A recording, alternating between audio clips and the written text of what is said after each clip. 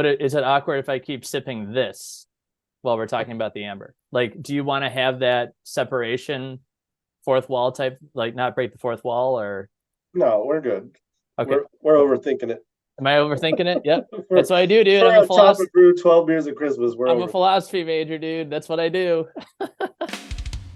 The second of 2023's 12 Beers of Christmas is barrel-aged Imperial Amber Lager from Great Lakes Brewing. It's a very special beer brewed this year and conditioned in Bulleit Bourbon barrels to celebrate the brewery's 35th anniversary.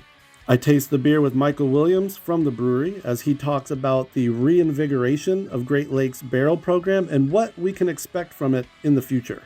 Chop and Brew's 12 Beers of Christmas tasting and interview series made all the more festive with ongoing support from Imperial Yeast and our mistletoe-loving Patreon party people. Join them at patreon.com/chopandbrew. Going on, everybody, we have a very special 12 Beers of Christmas. You could almost call this a birthday beer. I'm here with Michael Williams from Great Lakes Brewing Company. We were talking about Imperial Amber, barrel-aged Imperial Amber, the 35th anniversary commemorative beer. Click, click, click, click. Full disclosure, Michael is drinking the beer we already talked about in another 12 Beer of Christmas because he had this last night as a nightcap, and he's still sipping on that cookie beer. So, Michael, tell me a little bit about this Imperial Amber, the inspiration, and we'll talk a good bit about how this barrel program is kind of getting a new lift at Yep. Great Lakes. So we just turned 35. That's why it's a birthday beer. We were founded in '88. And one of our first two beers was the Elliott Ness Amber Lager, which still gets like, it's one of our mainstays, original mainstays. So it gets out there, Minnesota, Wisconsin, everywhere that we distribute. It's still very much around. Like for the BA program overall, we had done a number of like rotational barrel age releases pre-COVID.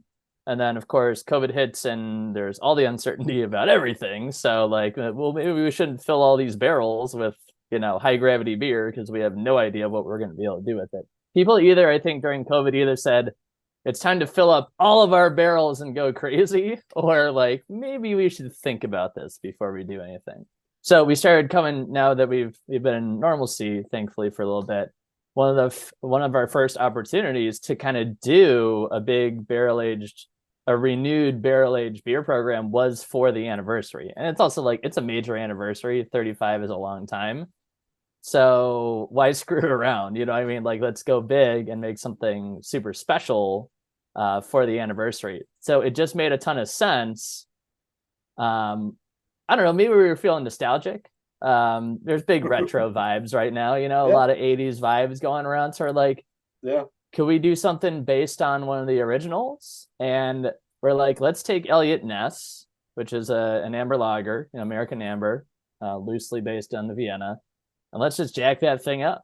Let's get that ABV. Let's just get that. That's literally what we did too. It's the same. Obviously, it's not the same proportions, but it's the same 4 grains that we use in Ness, base, a couple Caras, and a little bit of Munich in there, and of course some dextrose as well to boost the ABV, but just so we can actually produce the beer on our system. So get to it, and so it wouldn't be so overwhelming, right? So you end up with a massive beer. I mean, it's huge. I don't know if I have the finishing gravity offhand here, but like it's a very full and robust beer. So like some of the beers that we continued to barrel age during COVID, and a lot of the beers that we did put into barrels pre-COVID were like beers that we already had, and like, oh, that would probably be good in a barrel. Like you've had BA Christmas, right? Yep. Blackout Stout, great in a barrel. Honestly, Blackout Stout is a thinner imperial stout. It's a great beer, but I would tuck some more body in there. So this beer was kind of the first in a new series that we're doing where, and of course, tons of other breweries already do this, but we just weren't. We're designing these beers specifically for the barrel. So there's no separate like Imperial Amber release that's a seasonal and a barrel age. It's just straight up designed for the barrel. Not revolutionary by any means, but it's something new for us. 12.1% after the barrel. I like your pairs with smoked meats, hearty breads, tamales of all things, which is kind of cool, and birthday cake, of course. Birthday cake was me. Yep. It's very smooth. It's super smooth, malty, sweet. I point out it's Bulleit Bourbon, right? It is Bulleit Bourbon. Yeah. It's kind of a one-off partnership thing we had with those guys. Okay. So, which is pretty cool.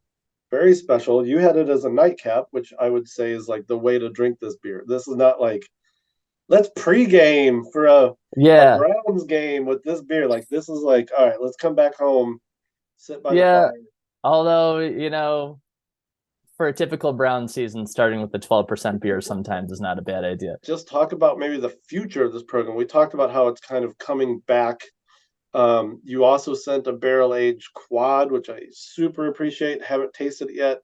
Saving that for a night where me and Elsa can share it. Might insert tasting notes here or not. We'll see what happens. I like it. But do it. Yeah, tell me maybe even about that quad and then kind of the future, what you and your brew crew are kind of thinking. Where's the sky's the limit, I assume. There's no like stopping point with what you could do. Totally. Yep. So what we're cooking up, the quad is a limited release. You know, the amber was easy enough to do all market because it's an anniversary beer and stuff. There's also in bottles. We hadn't done the BA beers and we've done BA Christmas in cans, but like basically the quad was kind of a little bit of a ramp up for this formal like limited release series that's rolling out. So that one hit 11.5. I mean, it's big time quad, all the plumbing stuff. And basically we're looking at all those other big high octane, obviously we're talking barrel age. So you want that high ABV. That's part of what people are looking for. It just works for the final product overall. So other stuff, you know, there's a rye in barrels right now. So basically an imperial rye ale that's in barrels. That'll be published everywhere very shortly and stuff. First to know right here. That's a rye wine. Nice. A little rye wine of sorts. Yep. That'll we've got like 4-pack bottles or just those small batch cans? Cans. So they're the 4-packs of the 16-ounce cans. So definitely made for sharing or for one really long, you know, long session. That's a Browns game right there. Right. I'll be hand slapping people if they try to share. That's right. And there's other stuff down the line. I want to see. What I would love to see is this beer and jack up that ABV, maybe barrel age it and see. But stuff like I would imagine, like how about a big Eddie Fitz porter, something like that. Imperial porter. We'll keep doing BA Christmas and BA Blackout too. So it's like a couple new releases every year, and then the standbys that have that, you know, the rabid fan base and all that. So it's a lot of fun, especially because we're actually really we're making those beers that are really designed to showcase the barrel well. It's all kinds of bourbon. It's, you know, whatever we can get our hands on these days, since everybody's barrel aging and the exchange is a little skewed, as we talked about, or I talked about even with Revolution during that article I wrote. It's definitely like the brokerage of barrels is just like a whole other thing now than it was probably 10 years ago, 5 years ago even. We used to drive down there and get them for free, and now it's paying $200 a pop. But hey, that's good. Get your just like hops, right? It's now a raw material consideration essentially. Oh, absolutely. Yep, yeah. It's an ingredient for sure. Oh man, so what y'all gonna do for the 70th anniversary? 70th. Well, at that point, you know, beers like Vivacious will be a Dortmunder, right? So it'll all be digital. It'll all be ones and O's, and you like put it in the chip in your wrist and exactly. Yeah, but that's what people said in the 80s too. And now here we are in 2023. Yeah, no. Progress. It'll be weird. Whatever it is, it'll be weird. Yeah.